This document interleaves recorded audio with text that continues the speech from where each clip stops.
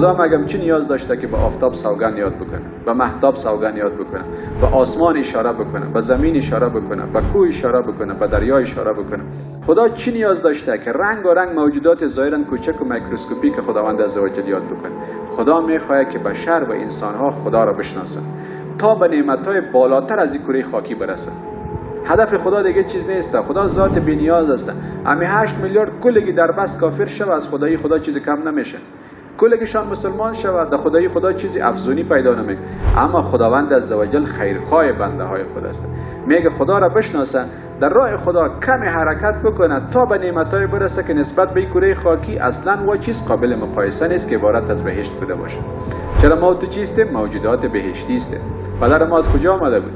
از بهشت آمده بود.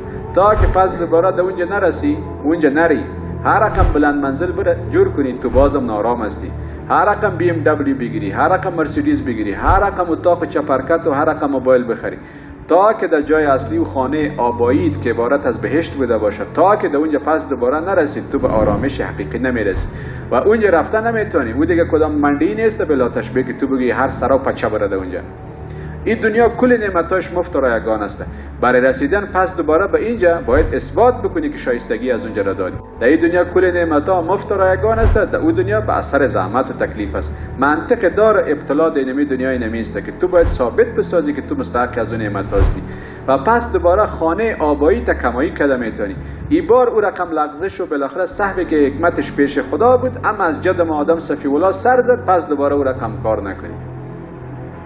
فهمیدن که خداوند عزوجل میگه بار امانت از اطاعت و بندگی را میگه به کوه ها پیش کردیم، به آسمان ها پیش کردیم، به زمین پیش کردیم. میگه از بس که سنگین بود ابا ورزید.